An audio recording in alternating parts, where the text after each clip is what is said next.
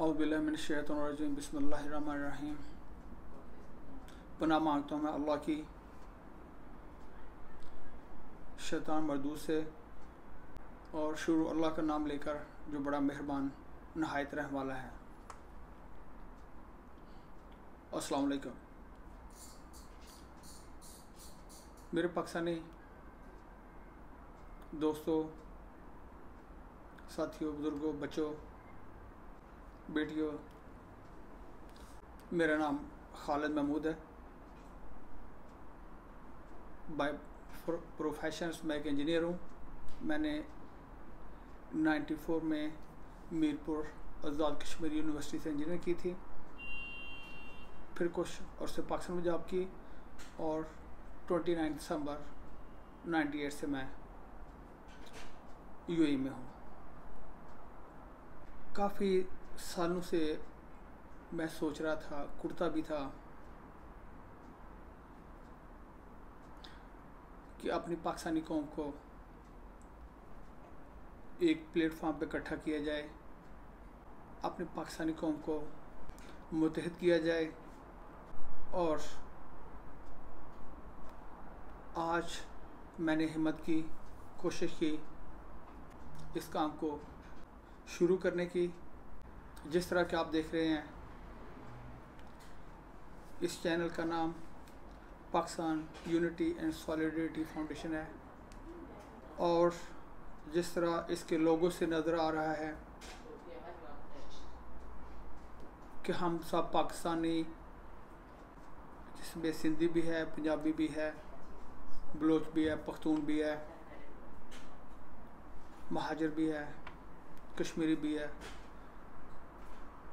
जिसमें मजदूर भी है, जिसमें ऑफिसर भी है, जिसमें सिपाही भी है, जिसमें मेरी तरह एक आम पाकिस्तानी भी है।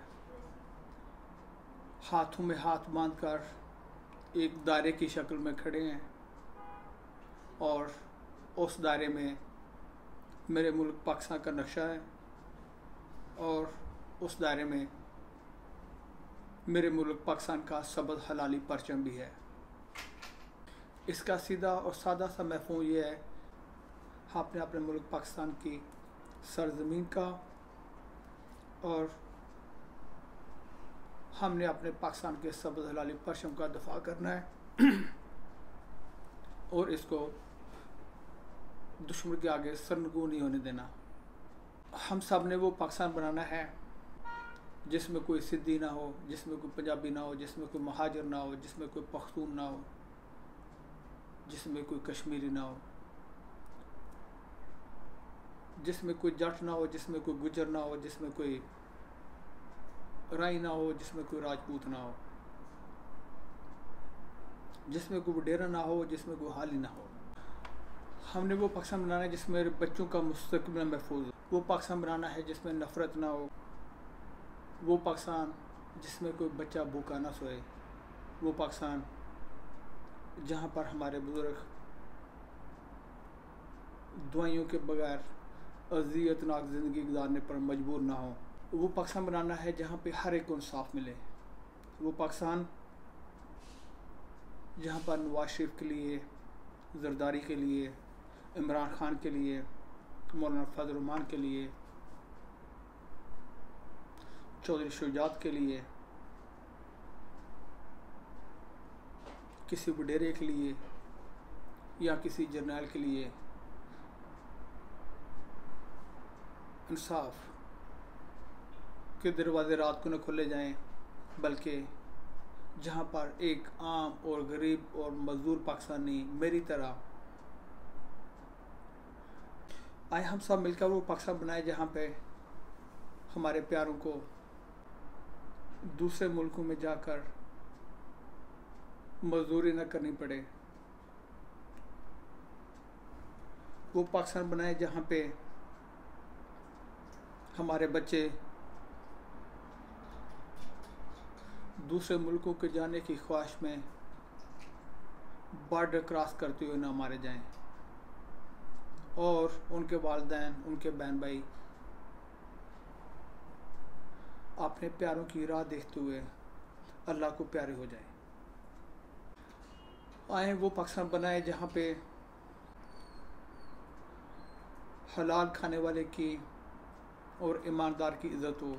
वो पाकिस्तान नहीं जो आजकल है, जहाँ पे हराम और रिश्वतखोर की इज़्ज़त है।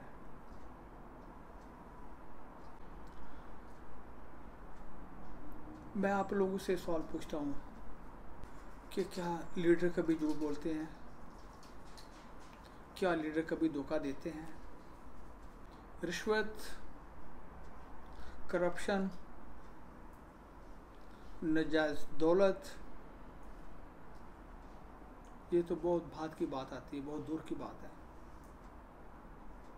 हमेशा याद रखें,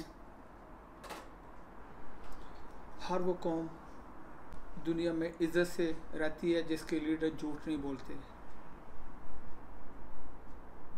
जिसके लीडर वादा खिलाफी नहीं करते।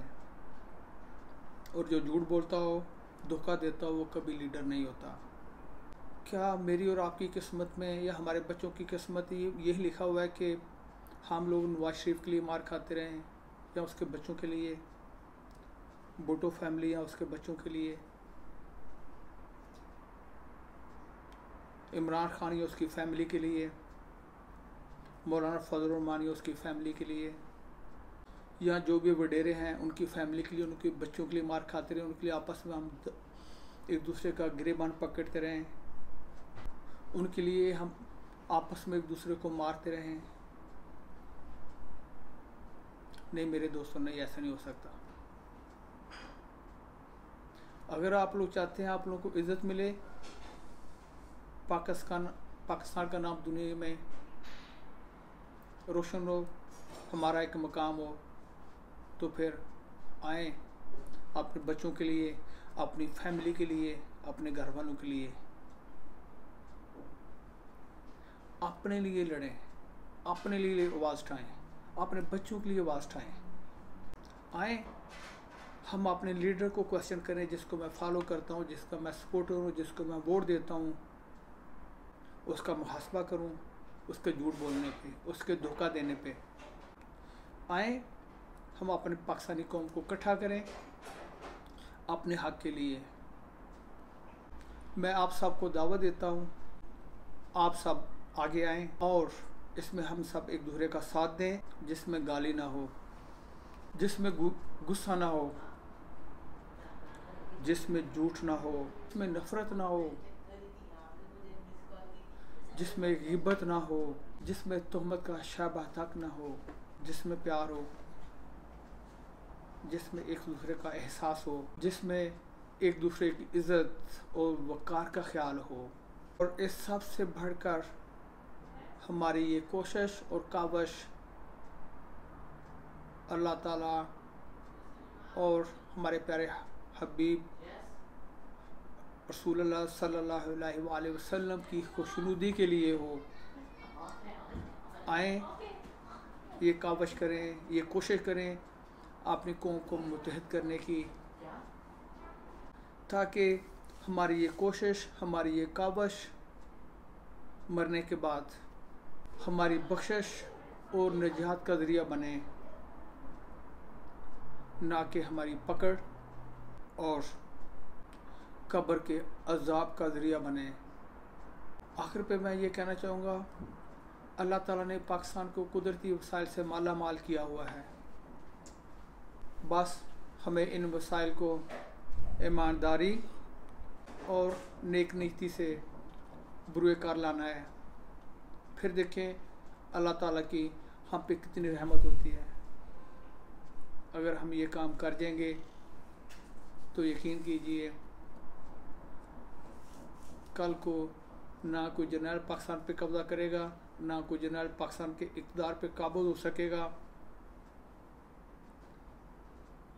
कल को कोई भी जस्टिस इंसाफ को नहीं बेच सकेगा, बल्कि वो इंसाफ करेगा कुरान और सुन्नत के मुताबिक, कानून के मुताबिक। हाँ, वो पाकिस्तान अपने बच्चों को दे के जा सकते हैं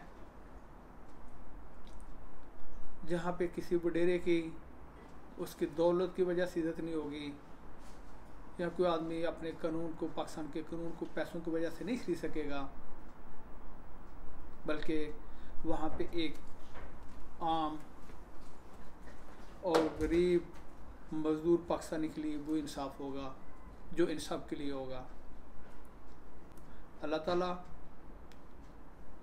मेरे मुल्क को, मेरी कौम को, मेरी माँ बहनों को, मेरे बच्चों को अपने हिफ्ज़-ओ-मान में रखें। मगर एक बात याद रखिएगा, हर कौम वो आगे आती है जो ईमानदारी और सच्चाई पे अमल करती है, और हमारे पास तो हज़ूर पाक सल्लल्लाहु अलैहि वसल्लम की सुन्नत और अल्लाह ताला की किताब मौजूद है। आए हम एक दूसरे का साथ दें और अपने बच्चों को खुशहाल पाकिस्तान दे के जाएँ। आमीन सुम्मा आमीन। अल्लाह हाफ़िज़।